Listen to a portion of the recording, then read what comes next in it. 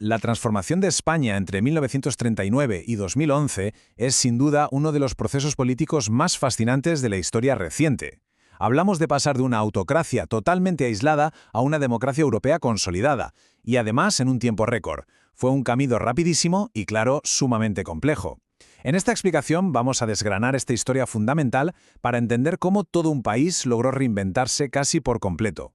Así que esta va a ser nuestra hoja de ruta. Empezaremos viendo el Estado franquista. Luego pasaremos a la transición, la Constitución de 1978, la España democrática contemporánea y terminaremos con un breve repaso. Arrancamos con la primera parte, el Estado franquista, que abarca desde 1939 hasta 1975.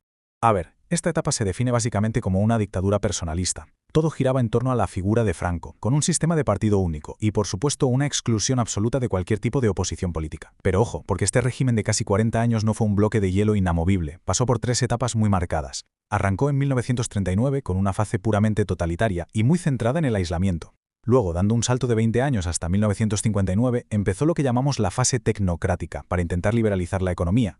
Y ya a partir de 1969 el régimen entró en una fase de descomposición y de crisis interna que era francamente imparable. Para que nos hagamos una idea, el contraste económico dentro de esta misma época es abismal.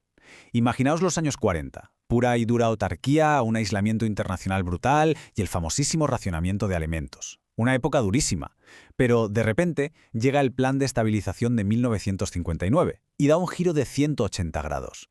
Este plan abrió de par en par las puertas a la inversión extranjera, trajo el boom del turismo masivo y empezó a integrar a España en el engranaje del mercado occidental. Un cambio total. Y claro, las consecuencias de esta apertura fueron gigantescas. Cambiaron la sociedad española de arriba a abajo. Fijaos en los datos. Para 1975, el sector primario, que antes lo era casi todo, se había desplomado a un 21,5%. Mientras tanto, el sector servicios, o terciario, se disparó, superando el 40%, con la industria pisándole los talones. Es decir, el país dejó atrás su pasado mayoritariamente agrario para convertirse en una economía mucho más moderna. Pero claro, aquí surgió un gran problema. La economía iba a toda máquina, pero el modelo político se quedó atascado. El régimen fue totalmente incapaz de adaptarse a esa nueva sociedad urbana e industrializada. ¿El resultado? Pues una enorme tensión social. Hubo huelgas por todas partes, la oposición creció de forma imparable y lamentablemente surgió el terrorismo con grupos como ETA y el FRAP. Toda esta olla a presión histórica terminó culminando con la muerte de Franco, el 20 de noviembre de 1975. Lo que nos lleva a la sección 2. La transición a la democracia, entre 1975 y 1979. Tras la muerte del dictador, el país entero se asomaba a un abismo de incertidumbre, pero sorprendentemente los acontecimientos empezaron a volar. En 1975, Juan Carlos I jura como rey. Sin embargo, el que de verdad pisó el acelerador a fondo fue Adolfo Suárez cuando lo nombraron presidente en 1976. Fue él quien lideró la ley para la reforma política. Y esto es interesantísimo, porque lograron desmontar las instituciones de la dictadura desde dentro, usando su propia legalidad para abrir el camino definitivo a las primeras elecciones democráticas en 1977. Llegamos así a la sección 3, la Constitución de 1978, el gran texto del consenso. Esas primeras elecciones de las que hablábamos sirvieron para formar unas Cortes con una misión clarísima: redactar un documento maestro. Y fue un trabajo enorme de puro consenso, donde fuerzas políticas muy distintas tuvieron que ceder. Este nuevo pilar legal dejó por escrito que España es un Estado democrático donde la soberanía recae pura y exclusivamente en el pueblo. Además, estableció una monarquía parlamentaria, un Estado aconfesional y diseñó algo totalmente innovador para la época: la organización territorial en comunidades autónomas.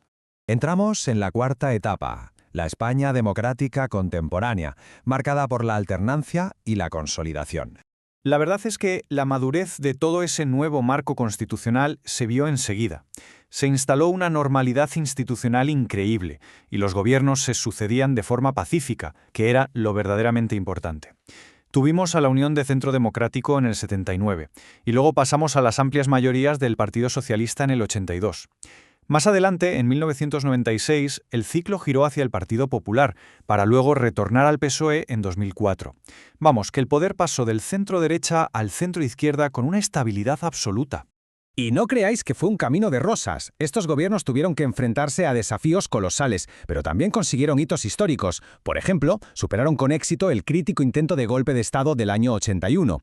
En el 86, el país por fin se integró en la Comunidad Europea y en la OTAN. A nivel interno, vimos una modernización de infraestructuras espectacular impulsada por eventos como los Juegos Olímpicos del 92, junto con una gran ampliación de derechos sociales. Y finalmente, llegó un momento súper crucial y de enorme alivio para la sociedad: el fin de la actividad armada de ETA en el año 2011. Y llegamos a la última sección, repaso y preguntas finales. Bueno, para asentar todo esto, aquí van unas preguntas sobre el tema.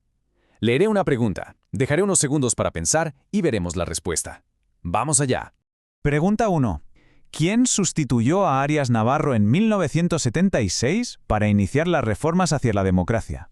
La respuesta es Adolfo Suárez, una figura que curiosamente venía del propio régimen, pero que maniobró con un sentido del realismo tremendo para impulsar ese cambio pacífico.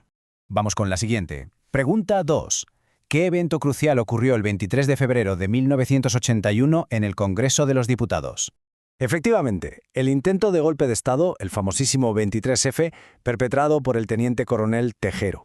Aunque fue un susto tremendo, su rotundo fracaso acabó fortaleciendo aún más a nuestras jóvenes instituciones democráticas. Y la última, pregunta 3. ¿En qué año ingresó España en la Comunidad Económica Europea bajo el gobierno del PSOE? La respuesta es 1986. Si lo pensamos bien, pasar de las cartillas de racionamiento a la plena integración europea en unas pocas décadas es un salto histórico absolutamente increíble, ¿verdad? Es un verdadero caso de estudio sobre cómo el consenso transforma un país. Y ya lo último, gracias por verlo, seguidme si os ha gustado.